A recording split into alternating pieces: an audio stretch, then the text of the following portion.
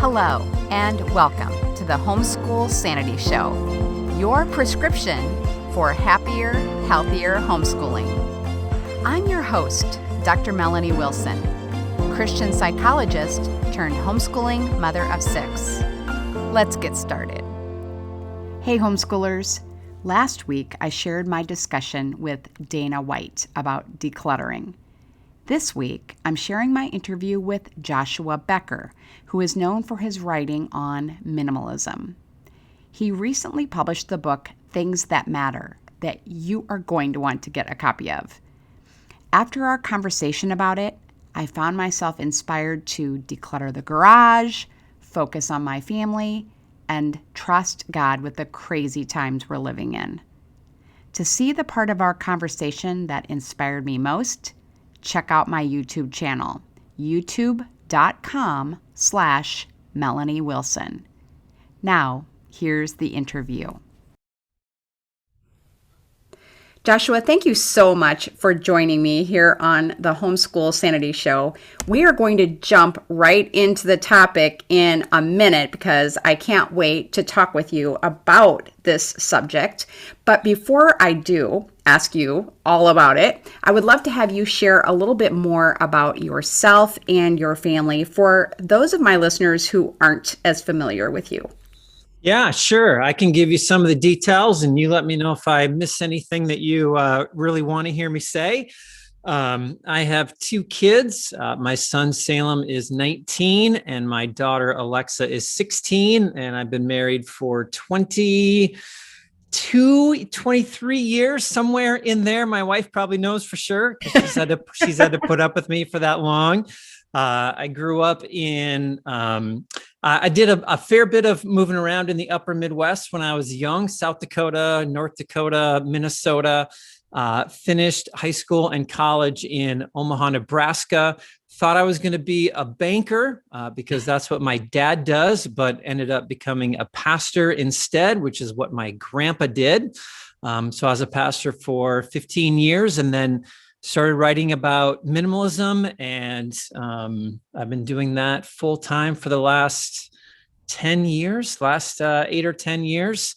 And most people can't wait to quit their jobs to become a writer, but I loved pastoring, and I always thought I would do that for the rest of my life. But writing became a passion and started taking more and more time. So that's what I've been doing the past 8 or 10 years, trying to help people own less stuff and live more life because of it. Yes, and it's really been a popular topic with people. You know, it's still, even since you wrote your initial book and started blogging about it, it's still such an important topic that people want to hear more about. But you made the leap in your latest book from talking about minimalism to talking about living a meaningful life. And I was hoping that you could tell us what the connection is between those two topics for you. Yeah. So for me, I think they've always been connected. Minimalism was never the goal. For me, the goal of minimalism was never just to own less stuff, but minimalism was always a means to an end. I could notice how we were never incredibly wealthy, but lived a pretty typical middle-class life and just seemed to accumulate more and more and more and more stuff. And found minimalism when my son was 5 and my daughter was 2. Actually, on a Saturday morning when I was cleaning out my garage, and I had spent hours cleaning out my garage while my son wanted me to come play with him in the backyard, and just had this realization that all the things I owned were actually taking me away from the thing that mattered most to me. And so for me, minimalism was always about owning less to free up money, time, focus, energy, so that I could live for more important pursuits than just owning a bunch of stuff that I didn't need. And so the connection, I think, between writing about minimalism and this new book, Things That Matter, Overcoming Distraction to Pursue a More Meaningful Life, was was always there for me in my pursuit, although this articulates it a little bit better. And my first two books were all about minimalism in possessions specifically. This one gets into, I think, some broader distractions that keep us from meaningful lives. So things beyond possessions, but things like money and accolades and past mistakes and fear and overcoming all those, I think, distractions that just keep us from living our most meaningful lives that we can. Can you speak to what does it mean to live a meaningful life? I think we have so many definitions of that in our culture today. And so what is it for you? What does it mean to live a meaningful, no regrets kind of life? Yeah. So, that is a hard question. I'm not able to answer that for each person. I think I provide a pretty helpful framework in the book to begin thinking through what that might look like for a particular person. For me personally, because of my faith and background, like a meaningful life to me would be, I want to accomplish the good work that God has prepared for me to do. Like if I can do that, then I think that my life was meaningful and my life will be significant. And the work that God prepared for me to do is different than the work that God prepared for my wife to do, or you to do, or anyone who might be listening. But that's what I think a meaningful life is.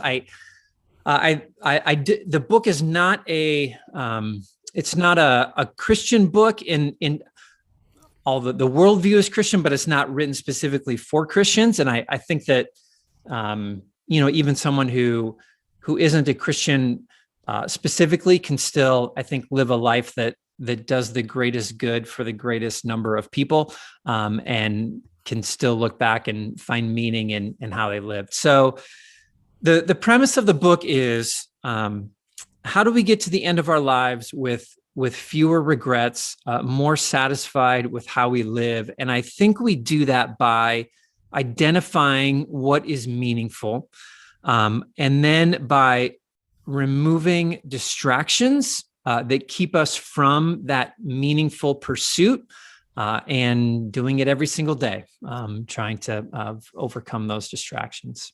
Yes, and it really is a daily pursuit. Yeah.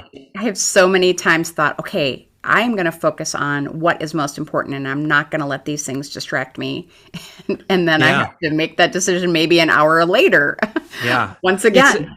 It's an interesting question. The world, the culture, society is very much, I think, focused on happiness and how do I live a happy life. And I don't always think our most meaningful, the most meaningful things that we'll accomplish in life are necessarily happy, although I think that they might bring joy, or when we get to the end of our lives, we'll feel fulfilled with what we did, even if there weren't a lot of happy moments in there. What do you think? How'd I do? Would you describe a meaningful life different than that, or? I wouldn't describe it differently, but I can give you an example that was very powerful in my life. A friend of mine who is not a fellow Christian and I were having this discussion about my life and some struggles I was having, and my unhappiness with what I had achieved in this particular area we were talking about. And she said, Melanie, you have great relationships with your kids. You have a strong marriage. You do work that you love. And I can't really think of a more successful life than that. And it was one of the most meaningful things that anyone has said to me, because I was not thinking of, I guess, the measuring stick for my success or how meaningful my life was in that way. I was really using what the culture says a meaningful life is. Yeah. So maybe like, as a podcaster, how many people download my podcast every week, or how many book sales I've had, those kinds of things. And she really helped me to see that that's, no one talks about that at someone's funeral. No one talks about that. It's always about the relationships and the love and the care that the person who has passed on left behind.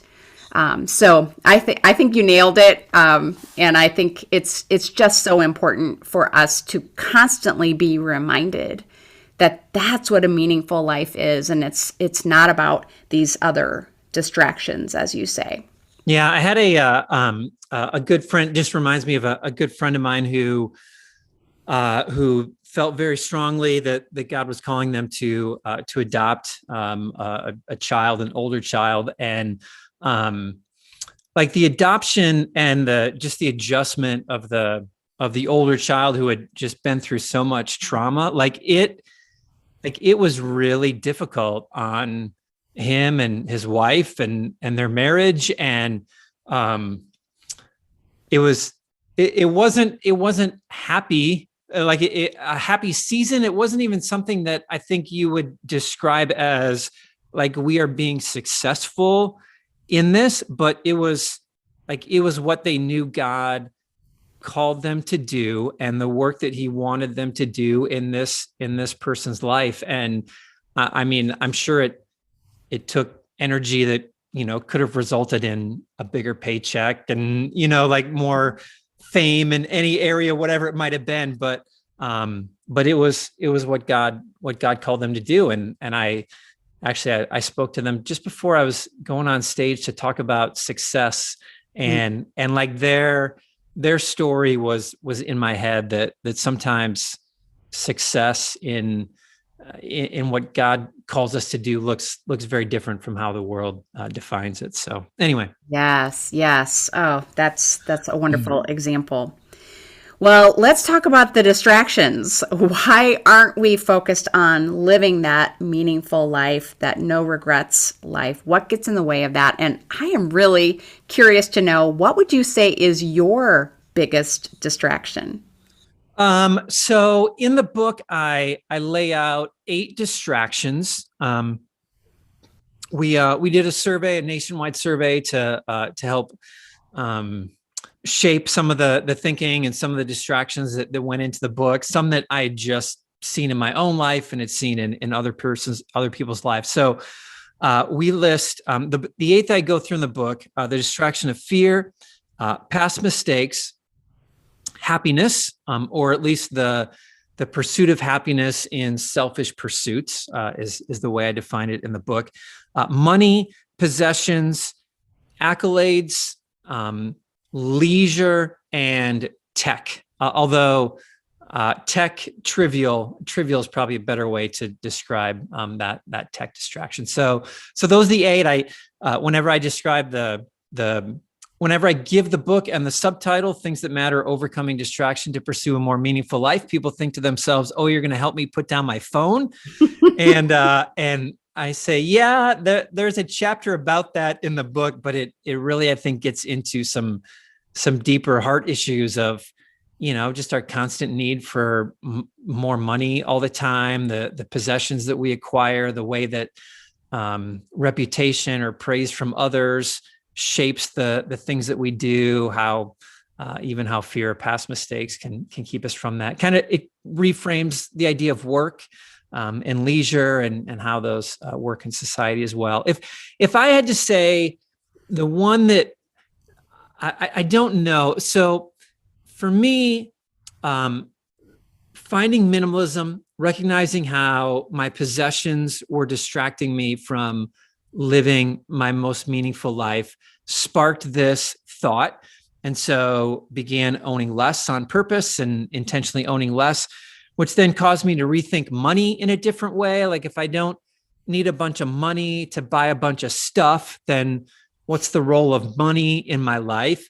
Which then forced me to rethink work. Like if work isn't about making the money to go buy the things, then what's the meaning in work, and how do all these things play together?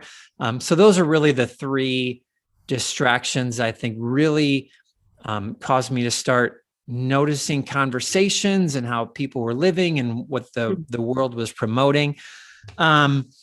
Honestly, I usually say that the distraction of fame, the distraction of accolades, of reputation is probably the one that I struggle with the most.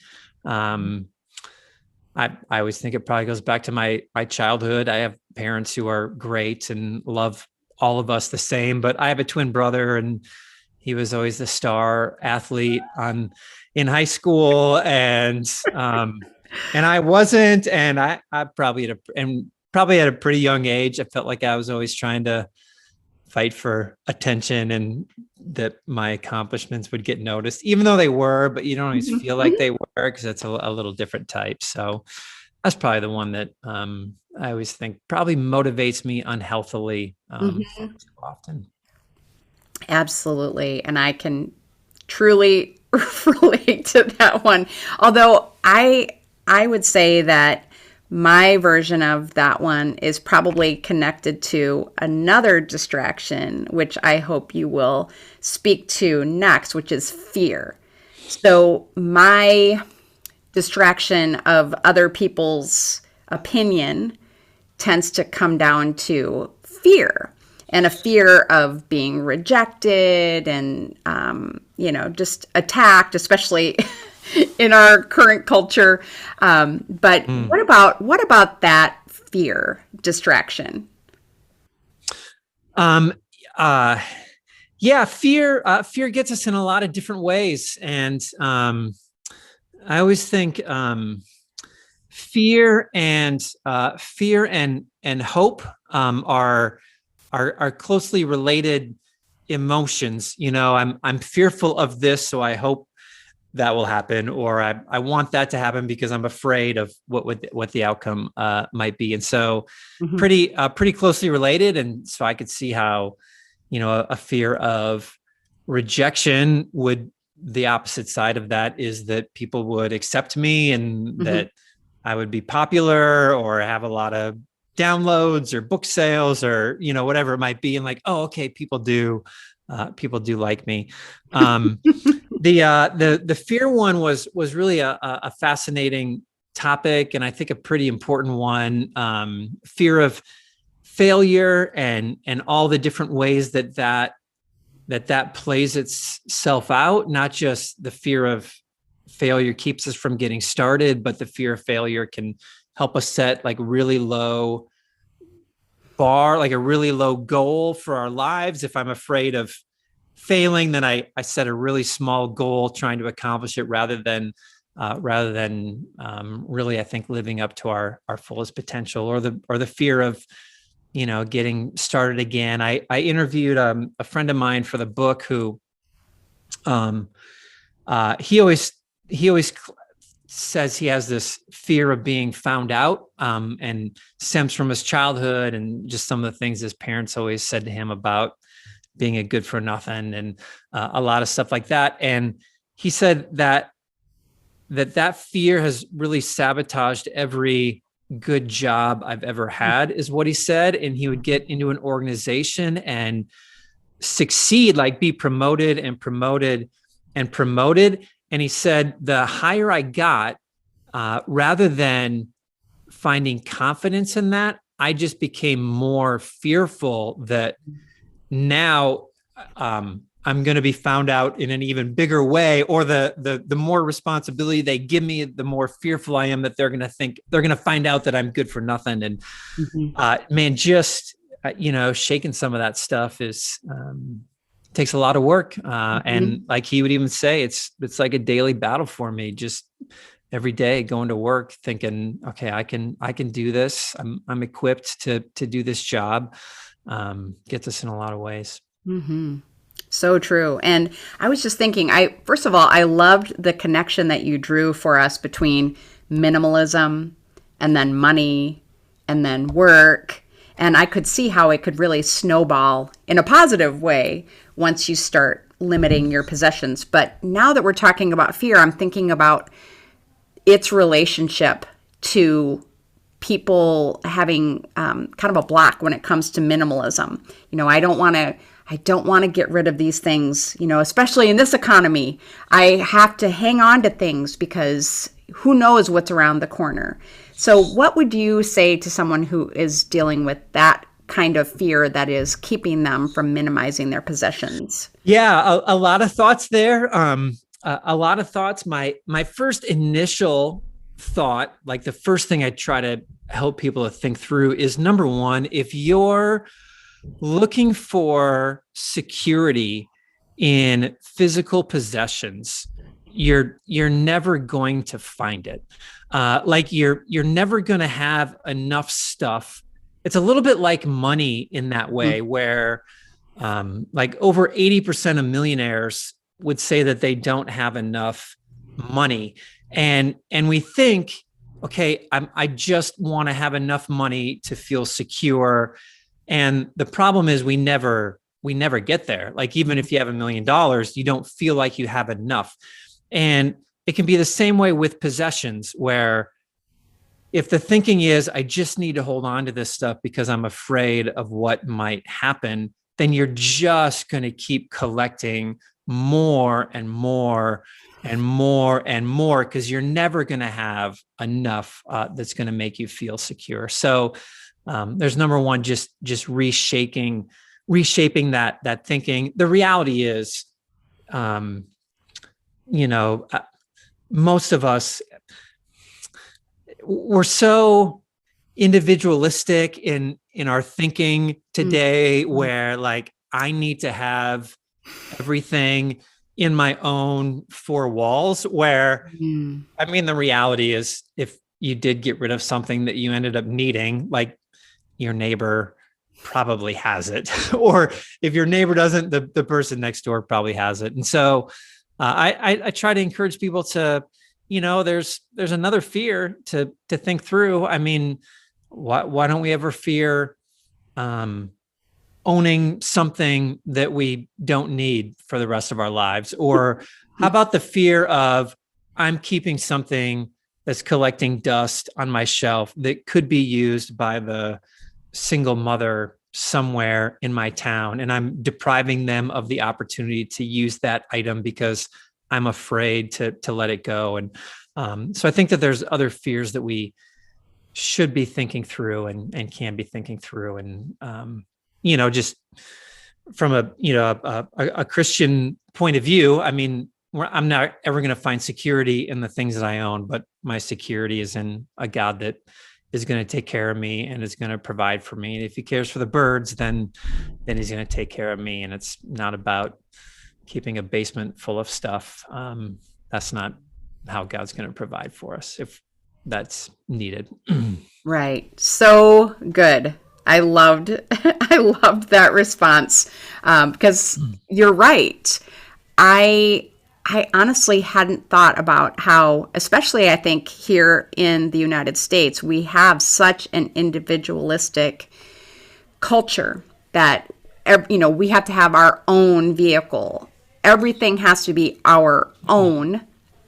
And, obviously we all live in communities, whether that's a neighborhood or a church or even an online community. And we've all seen people rally around those who have needs. And of course, in the Bible, as you're referencing too, I mean, the early Christians shared with one another. Mm-hmm. Anyone who had need, that was provided for by the community.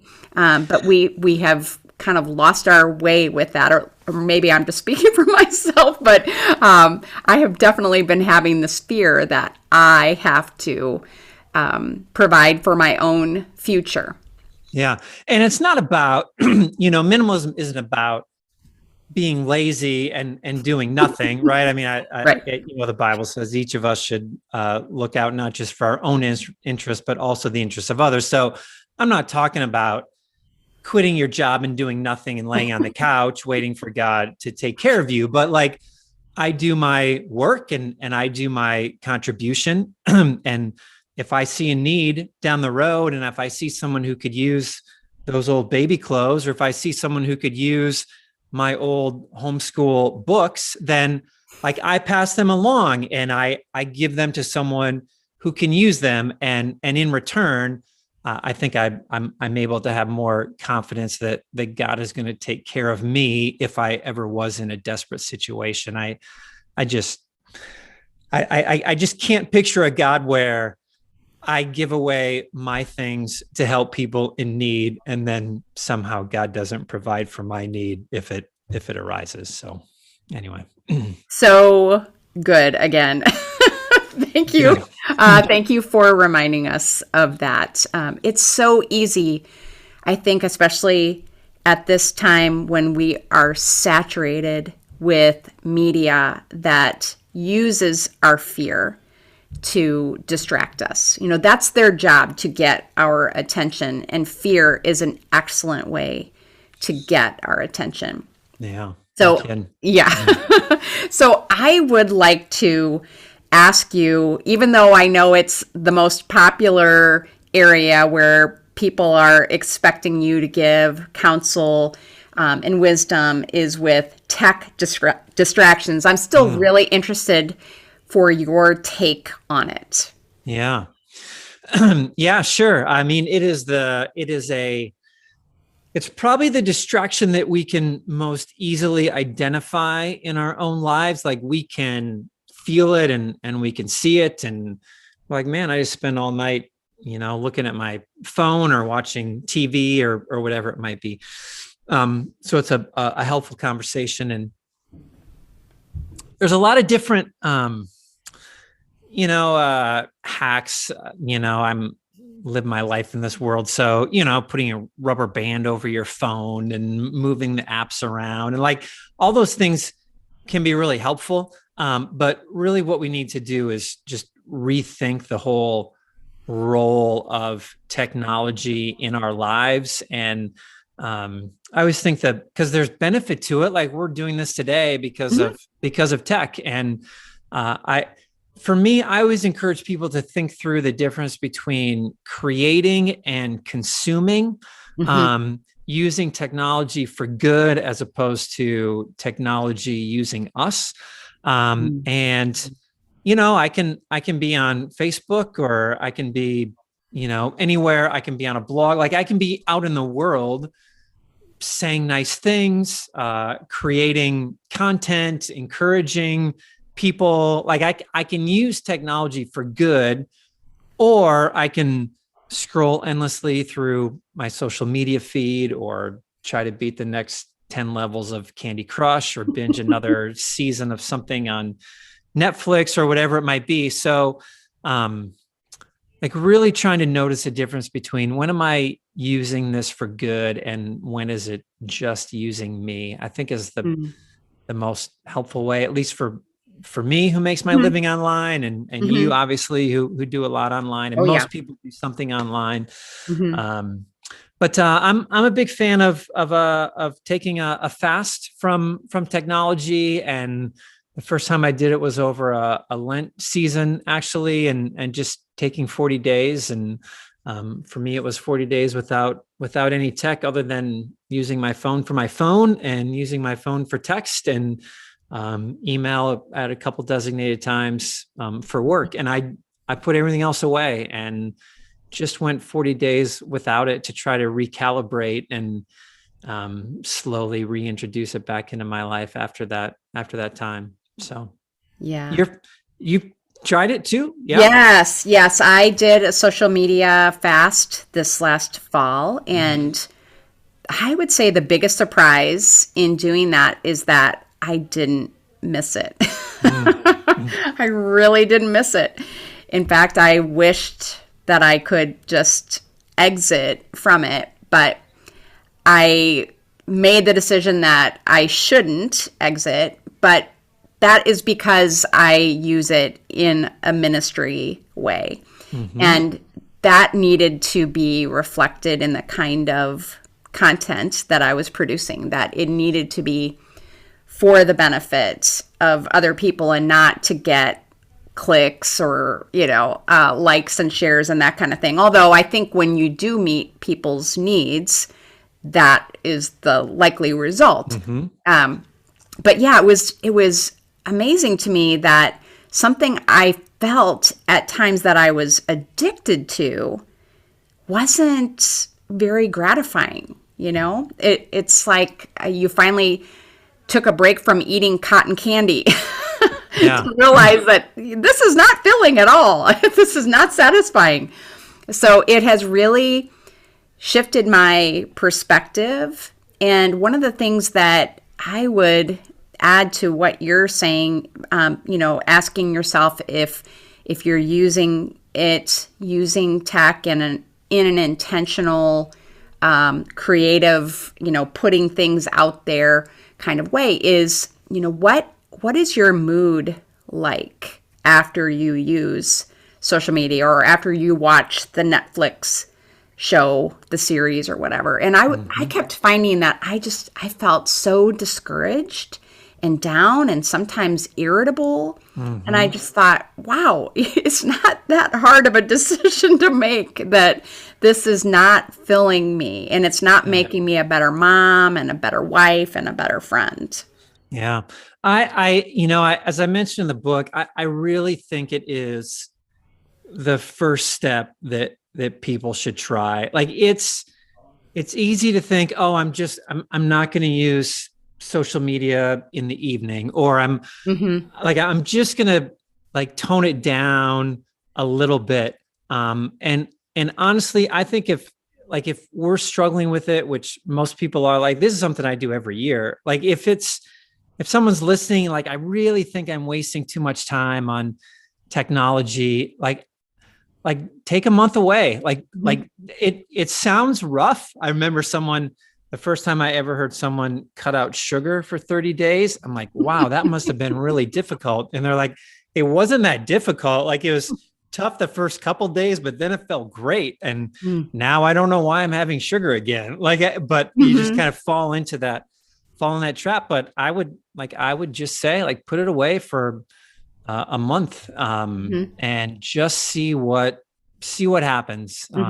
Because you'll no doubt after the month typically return to something, but it'll be in a far more intentional way. And you can notice again, hey, I wasn't irritable during that time, or man, I was able to think more deeply and clearly, and I hated people less. It's just yes, it really does play a bigger role in our lives and attitude than we think. Right. There is a quote, and now it is escaping me who said it, but it basically said that we shouldn't be focusing on things that make us love God and other people less. That makes so much sense to me. If we're having less faith and less love for other people, then it's time to take a break. Yeah. When I was even in Bible school, we did I had Tertullian, I think, on shows. I just remember the name of the article. On Shows is an essay that one of the church fathers wrote, and it was all about going to the Colosseum to watch the Olympics and all the different things. And in one case, he said that that stuff was unhelpful for the Christian, and his argument was, when you're there, are you thinking about God or are you thinking about something else? And if what you're putting in front of you isn't causing you to think more about God, but it's causing you to think more about the world, then it's not healthy for us spiritually. So yeah, even way back when, wrestling with that. Oh yeah. And I'm sure, and it's not new, when TV first came out, I'm sure it was the same thing, or when radio first came out, it's probably the same thing, or even books, right? All that. It's just human nature, I think, to be distracted from things that matter most. It is human nature, but we are fortunate that you have put so much wisdom and I think just some thoughtful, not extreme direction for us in how we can escape from distractions for most of the time, at least, and really focus in on having a life that is meaningful, one that we can feel proud of, that we don't have these serious regrets. I mean, we may have regrets about watching a particular show or video or reading some social media post, but we don't have to have regrets over how we have spent the lion's share of our time. So I just so appreciate what you have written and what you have been sharing with us today. But I would love for you to tell us how we can get a copy of Things That Matter. Things That Matter, Overcoming Distraction to Pursue a More Meaningful Life should be available anywhere and everywhere, wherever you buy books or read books, should be there. So look it up, or if you walk in a store and it's not there, I'm sure they can get it. My home base online is becomingminimalist.com.